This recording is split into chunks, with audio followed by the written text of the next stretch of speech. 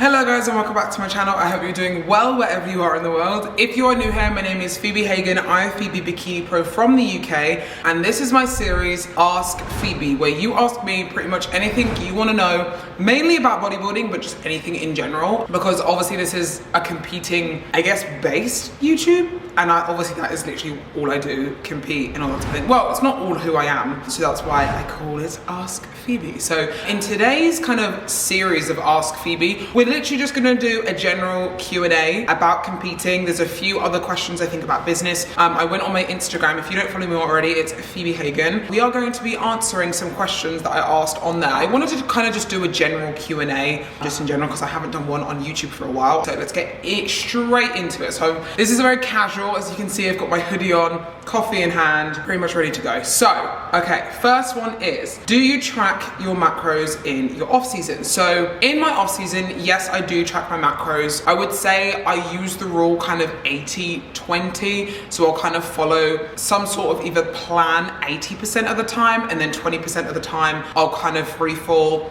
you know, go out for food, go out for dinner. My main thing I've always spoken about very openly on my channel is that I don't like to feel guilty over the foods that I want and I have. It's very normal for a lot of people to feel guilty coming out of a prep having things that are off your meal plan or slightly more nutrient dense, like junk food and all that type of thing. So people feel very guilty for that. Whereas I like to make sure that I don't put too much pressure on and make myself feel too guilty, because I have everything in moderation, you know? So I'll have, you know, like I said, the 80% of the time I'll be on plan, 20% of the time I'll be kind of off plan. Don't get me wrong, there's some times where I'll just be completely off plan and have what I want and have nothing nutritious at all and do none of my cardio and not train at all. I've, again, openly spoken about that, but I do try and follow the rule and make sure that I do keep a lot of good whole foods within my diet, because that makes me feel good. Like, I like to eat literally the same thing. Like, if you've been following my channel for a while, my prep foods are literally ground turkey, mixed veg, pasta sauce. It has been like that for years. That's what I'll have all the time, and I'll even have that in my off season because that's something that I feel is a good staple for me. So I'll usually use, maybe I'll have 3 meals that are the same, my turkey and like veg meals. Maybe something slightly different for breakfast, so I'll have maybe eggs and a bagel, and maybe I'll make pancakes or something like that, or I'll use kind of, you know, different carb sources throughout my off seasons to what my preps would be, if that makes sense. Or I'll literally have the exact same foods and just more of it, if that makes sense. So yes, I do track my macros in off season. I think it's, I prefer the method of tracking macros in my off season versus a prep. Prep, I'd rather a meal plan. Okay, so how many calories do you eat during prep? Now, this is something I try and not disclose because it's very different to everyone, and everyone has different preps, everyone has different body types, everyone has to lose a certain amount of weight or get to a certain leanness, so it is always going to be different. Please remember that. But for me personally, this Olympia prep, it has ranged from 1,300 calories all the way up to around 1,900 calories, depending if I've had a refeed or not. So say one day I might have 1,900 calories because I've had a refeed, and then obviously on my lower days, on maybe a rest day or like somewhere when I'm not training, I'll have lower foods because my output is a lot less, if that makes sense. So that's why my food is low. Also, I am in a very, like a deep prep right now. Like at the moment, I'm 2.5 weeks out from my first show of, no, not first show, but my first show of my second season. So I'm deep in prep right now. So calories are low because we need to just get off that little bit extra body fat and all that type of thing. So my calories have ranged between 1,300 calories to around 1,900 calories throughout this entire prep. How much cardio are you currently doing? So right now I'm on 100, I'm gonna say in this terms, 40 minutes in the morning and 40 minutes post-workout. So that's 80 minutes. I don't know, say 100. I don't know why I couldn't put two and two together. That's 80 minutes of cardio. So we started off at like 30 minutes of cardio, I would say, and we just added that in because I have a desk job, so I sit down. I'm very like still most of the day. So I prefer to have movement in my just life in general. So we added at the beginning of my prep, we had 30 minutes of cardio. We had that for a very, very long time, and then we slowly increased. Again, everyone's cardio, you know, input is going to be a lot different. So some people I know are on like 10 minutes of cardio and they're like deep in prep now. Some people I know are on like 2 hours of cardio. So it all differs, depends on how lean you need to get for your show and how much you need to lose. So always try and be open to how much cardio you need to do, but also don't think that that's the only thing you need to do to lose weight, if that makes sense. What are your go-to carb sources? So it depends if I'm in a prep. If I'm in prep, my go-to carb sources usually are oats, rice cakes, potato, and rice. And those are the things that I found that digest really well with me. Currently at the moment, I'm having rice cakes for pre-workout and potato for post-workout. And they're both dry carb sources. So at the moment, I feel like I'm digesting them a little bit better and my body is soaking them up a little bit better than like my normal like oats and rice, which is like wet carbs.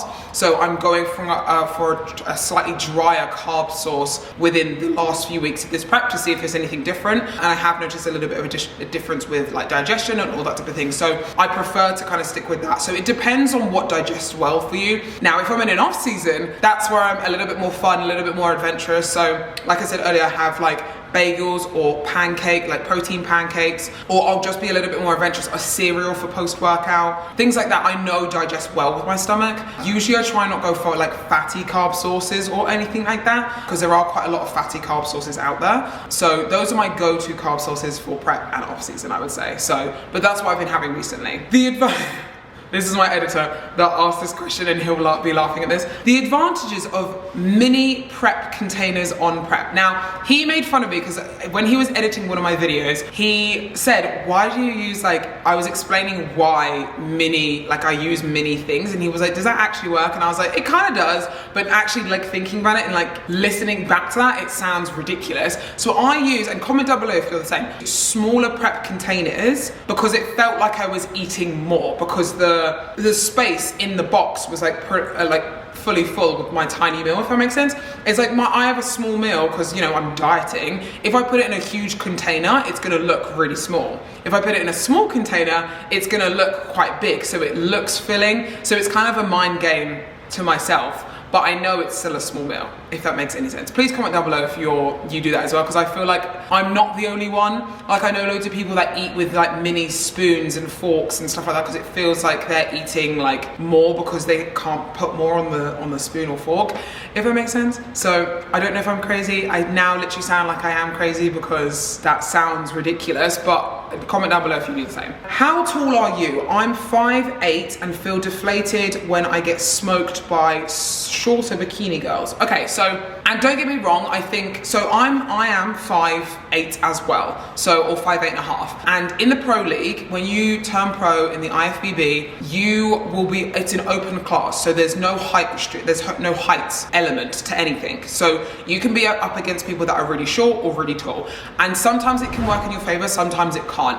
I sometimes try and not get too focused on who you will be against, but just trying to bring your better shape, if that makes sense. It's so difficult to get used to that, because I used to be the exact same when I was kind of getting into the pro league and stuff. I would be up against people that were slightly shorter than me, but recently I've found that there's the height differences with pros has kind of shortened a little bit more, so there's not as many short people. There's kind of like a good mid-range now, which is quite good, and there's a lot more taller pros now, which is cool as well. So I feel like try and not let that be the reason as to why you feel deflated, and try and like make sure that you're working on things that you can actually control and change, because height you can't change or control, unfortunately. So there's no point getting upset about it. That's what I kind of found. There's no point getting upset over something you literally can't control. And it's the same with amateurs. Like when you're in an overall, obviously you then get put with all the height classes, and you know they pick the best one, and obviously they're different heights. So try and, if you can, not focus on the height aspect of things and just focus on what you will be bringing yourself. That's how I kind of switch it around, just so it's a little bit easier in that sense, if that makes sense. Do you feel taking time off after the Arnold's US, you feel rested and improved going into your first Olympia? 1000%. Like, I am so glad that I didn't do any shows in between the Arnold's US and now, because, and even giving up the Arnold's UK invite, which was a huge thing for me. I really didn't want to do that. Like, if I could go back in time, I mean, I still wouldn't change it now, but if I had the chance to do it, I probably still wouldn't do it. Because one, I got to experience experience the Arnold UK as an athlete, winning that show as a pro, and then also being at that show as a spectator, being able to kind of like be backstage with all the athletes. I got to hand over, you know, this, like the trophy, the UK Bikini Girl champion, like the pro championships medal to Ashley Cotswell, which is obviously teamy. It was an amazing experience. And for the finals, well, not the finals and pre-judging of the pro show, I got to sit with Ryan Terry, Ronnie Coleman, Jay Cutler, like in a VIP area. For me, I wouldn't have been able to experience those types of things if I was doing the show. And most importantly, my body was 100% ready and rested to be able to bring my absolute best for this Olympia stage. So if anyone's like listening to this and sometimes feels bad about pushing back a date or not doing their original show day, just know it's for your own good. It's not because you failed or you're not ready in time, so that means you failed or anything like that. It's because you need more time, and that's okay. Because I feel like at the start I felt like that was a bad thing, like, oh, I'm not doing the Arnold's UK, that means I failed, that means I couldn't, you know, my body's not ready, so I can't do this show. No, I needed to rest and I needed to prioritize my health for starters, my mental health as well, because I wasn't happy coming out of the Arnold's US. I didn't also feel like I wanted to prep for the Olympia, which what I've obviously openly spoken about, but I didn't have the drive to want to prep for the Olympia, the biggest show in the world that I've been trying to get to for years. That needed to be sorted. Like, I needed to be ready for that. If I was prepping for the Arnold's and focusing on that, I wouldn't be where I am now. And I'm so glad that I took that time off. So 100%, I'm so glad that I did it. And I know it's hard sometimes pushing back your date or like saying no to something. Like, it was heartbreaking saying no to the Arnold's UK invite to try and defend my title, but it was so worth it because I'm now 100% bringing my absolute best to the biggest stage in the world. And I got to experience more things, more so than ever. Plus, I think I would have been 10 weeks out ready after the Arnold UK, which I think trying to hold that right now, I'm ready now. I'm stage weight this morning. I woke up this morning stage weight. And I think if I was to have to hold that for 10 weeks, I think that would be so much more difficult than dieting into the show. So for me, I don't think I would have enjoyed the process as much either. That was a long question. If you could say something to one person right now, what would you say to them and who would it be? So, okay, so I saw this and I literally instantly thought of this person. So it would be my mum, and I would just sit down with her. I know obviously this wasn't the question. I would just sit down with her all day and just tell her about everything that she has missed or hasn't been here for, because, and this is something I actually did want to speak about on my YouTube anyway, and I was gonna do it in a vlog, but I may as well do it now. My mum passed away 7+ years ago now, and I posted on my Instagram a very kind of like vulnerable, open post of me, you know, saying that this week has been tough because I've been thinking about her a lot more, and it makes me sad to think that she doesn't know about any of these accomplishments that I've, you know, done, about what I'm doing, about my business, about, you know, my life I have now. She knew me when I was a very different person. She knew me when I was trying to get my life together and not really knowing what the hell I was doing, like what I wanted to do with life. And she hasn't even met Max. Like, little things like that I was getting really upset over, and I was talking to my sister about it, and in a weird way, I feel like she knows. Like, she knows that, you know, I'm going through all of this, and she sees, you know, all my accomplishments, and she's there beside me, but she's not physically there, you know, she's not actually here. I can't call her and say like, hey, I'm doing this today, like, and the whole point of me saying this was, it's okay to feel sad about that. And I still feel sad about that now. And I've said this again, openly again on my YouTube many times, that it's hard to be able to let that go, because grief doesn't just go. It just doesn't. Like, even though it was 7 years ago she passed for me, like, it's something that I will never ever get over or let go. You just deal with the pain sometimes easier. So for me, I think when I was struggling, I always struggle I always think about her when I'm struggling. So I had a really tough week. I think I was dropping weight, and obviously prep was getting harder, and then I was thinking about her more, and I was getting more and more upset about those types of situations. And I just sat in those feelings. I sat in them, and I was like, I want to feel upset because I want to remember her. I want to remember, you know, and I want to get past this pain of today. So my kind of like reminder to you is make sure that you sit in those feelings sometimes. Don't just let them bottle up, because I'm very much the type of person to just bottle them up and just not deal with them sometimes and just be like, no, it's fine. Like, just don't think about them too much. No, think about your people that you miss, that you love, and remember those amazing feelings that you had with them, and say, yeah, they're gonna be fucking proud of me and everything that I'm doing. And that's literally what I say all the time. Like, I know my mum would be so proud of me. So, but anyway, to answer your question, the person that I would obviously want to see is my mum, and what I would tell her is just everything about my life. And like, yeah, so that's the answer to that question. Oh, this is a funny one. Will Max Films, which is my boyfriend Max, ever have abs again? Which the guy who asked this is one of mine and Max's other friends called Max from my hometown, and he said, will Max ever have abs again? Ask him yourself. I feel like no. He does have abs now. They're very faint, but I'm sorry, Max, if you're watching, but they're very faint, but I love him regardless. And I don't care if he has abs or not. I just want to see him. It's literally been like 8.5 weeks since I haven't seen him. So it's been a long time. It's been a very, very long time.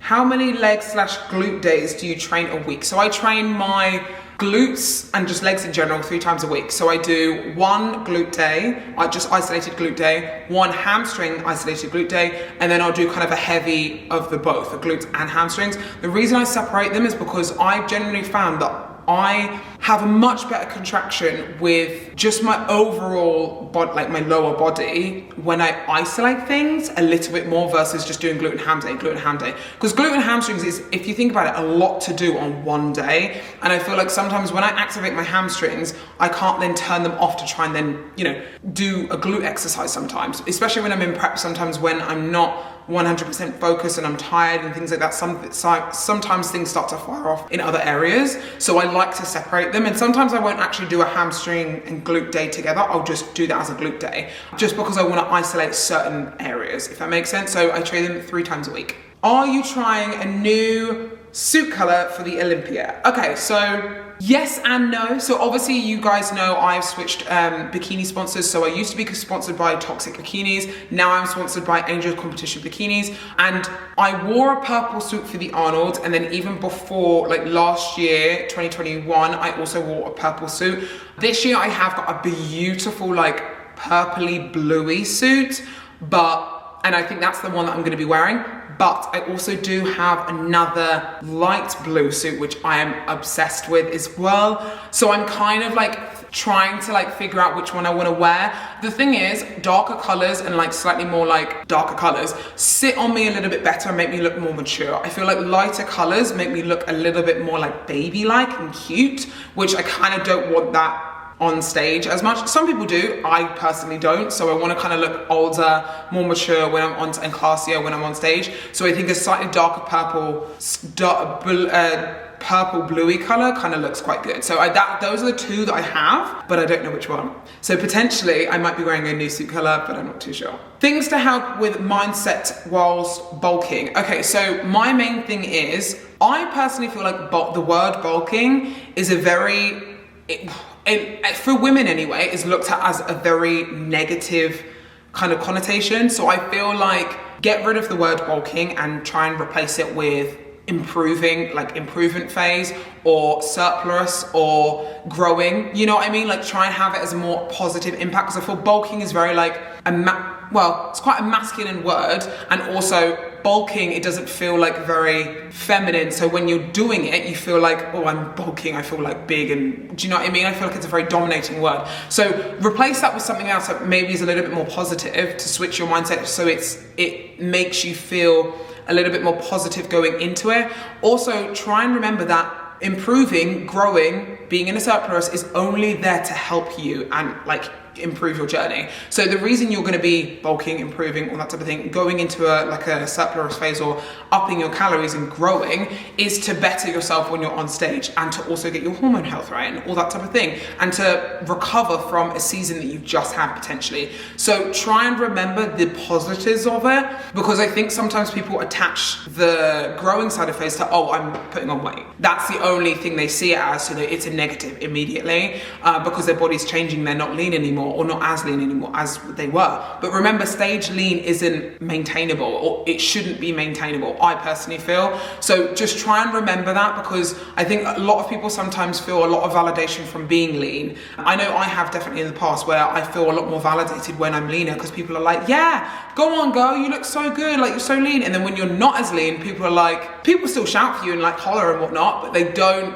probably shout for you as much, so you probably feel like there's a little bit of a negative side from that. So don't think of bulking or improving or growing as a bad thing, because it's only there to help you improve. So I love it as well, because I love having curves, I love being curvy, I love having shape and feeling sexy. I feel sexy, like right now I don't feel sexy, I feel dieted in, chiseled, my butt is gone, like it's flat, like I don't feel as womanly. So I love being in an off-season more, just for that reason alone, and to have more food, because you have more energy, you can push your workouts more. Like there's only positive things to come from it. Don't just try and attach yourself to that negative, oh, I'm gaining weight, you know, because gaining weight doesn't mean a bad thing. Gaining weight is cool. Someone said that to me once. I saw a hashtag, gaining weight is cool, and I honestly, genuinely think it is. Just met you and I already love you. What great energy, cheering you from, cheering for you every day from Brazil. Thank you so much, that's so sweet. Are you happy with the person you are? I would say I am. I feel like for me, my legacy, I was speaking about this to someone the other day, my legacy, what I want to leave behind is I want to leave an impact on people, and a good impact on people. So whether that be through their mind, through giving them motivation to compete, or to just do exercise, to feel good within themselves. It doesn't have to be competing based, just feel good within themselves and to feel motivation to be a better person. For me, that's all I want my legacy to be, to have a good impact on people and to make them feel good. So I feel like I do that every day, and I wouldn't want anything else. So I feel like when I go to bed at night, I'm very happy. I'm happy with the person I am. I think back to the person I used to be, and even then, like there's always things that I kind of like look back on and regret sometimes, and I'm like, oh, I could have done this better, or I should have been a better person at that time. But if I wasn't the person then making those mistakes, I wouldn't have then learned from them and been the person I am today, if that makes sense. So I feel everything happens for a reason. So I look back and I look back on my life and think, I made some mistakes, but everyone makes mistakes. Like no one's life is perfect, and it's not my job, or it's not our job as humans to be perfect. It's our jobs to live life and do things that we want to do. So I am very happy with the person I am. I love my life, and I love what I've created and who I have around me. What is your favorite bagel flavor? Now this is a tough one, because it depends on if we're talking about sweet or savory. So if it is savory, I feel like everything but the bagel seasoning is a great bagel flavor, with like some peanut butter, or even like a cheese and ham toasty, like toasted. Oh, that would be perfect. Or if it's like a sweet one, I love like the cinnamon and raisin bagels, and putting like Biscoff spread, or like honey and like peanut butter and jam, and anything sweet on those bagels. Oh, so good. Like, I'm hungry now. But yeah, those are my favorite. Those two, I'd say, are my top two tiers. I haven't experienced many bagels from the US though. I know they have so many different flavors, but in the UK and even Dubai, we literally don't have that many bagel like flavorings. So those two are my top tier. Has being in the US helped with your journey, and why have you picked that over Dubai? So I feel like being here, one, the main reason for coming here was so I could see my coach every single day. Well, I don't see him every single day, but seeing me in person and being able to make those changes in person was something I just wanted to make sure that we could do for the Olympia.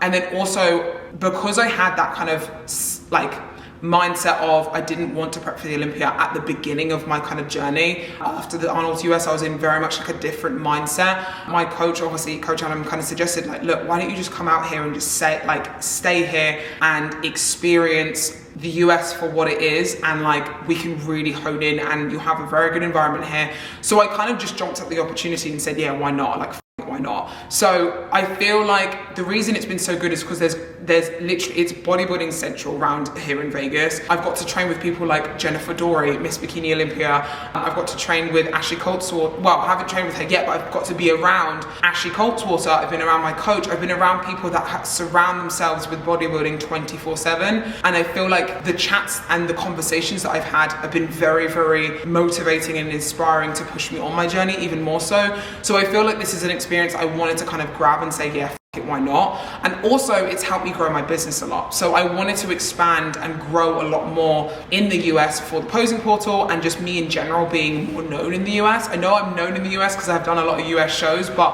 more so I wanted to be known. So I wanted to take that opportunity to mingle, connect, and get to know people and get more clients over here and all that type of thing, and it's worked great. So for me, it was an opportunity that I saw that I know I wanted to do, and I didn't want to look back and be like, why did I not do that, you know? It wasn't like Dubai. Like, I think Dubai would have been an amazing place to prep, and I think it is an amazing place to prep, but for me, because the opportunity arose to be able to be here, I thought, why not? Especially because the Olympia is in Vegas as well. I thought it was a no-brainer. So for me, I think those are the reasons. If I didn't have this opportunity, then I probably would come here a little bit before, but not this much before, and I'd still prep over in Dubai, because Dubai is honestly one of the best places to prep, I would say. And I'm gonna do one final question. Okay, let me see. Do you have a show before the O? Or have you planned a show for before the O? Yes, I have. So I'm currently right now 2.5 weeks out from Battle of Texas, and I cannot wait because I've always wanted to go to Texas. Max has a bunch of friends out there as well. And it's the week before the Olympia, which I'm gonna do a whole video on how we're gonna be kind of peaking back to back, because I think it's gonna be quite interesting for people to see. But I thought we'd jump at this opportunity because why not? I'm ready now. Like I said earlier, I hit my stage weight now, and I would say right now we need to lose around maybe 1 to 1.5 kilos to be 100% fully ready. So Adam was like, why not? Let's just risk it. It's a qualification for next year. So if I win this show, it's got me qualified for next year's Olympia, and it would be great momentum, get great feedback for right before the Olympia, the week before. So I thought, why not? So for me, I really wanted to do it. I thought it was a good opportunity to be able to do it, and it's only 2.5 hours. So I fly for a lot of shows anyway. Like, I've flown 20 something hours 2 days out before. So for me, flying isn't an issue. So I thought, why not? Let's do it. Let's make some noise. And like I've said, I'm here to shock, so I'm not gonna hide anything. So anyway, this is a long one. So I hope you guys enjoy. Thank you guys so much for watching. As always, please remember to like and subscribe to my channel, because it really helps support my channel. If you are wanting posing, if you are pro or an amateur and you're wanting to learn posing, please head to the link in the description box below, and head to the posing portal. We've got some very exciting things happening in 2023, and it's going to be epic, and I cannot wait. So I love you guys so much, and I will see you soon.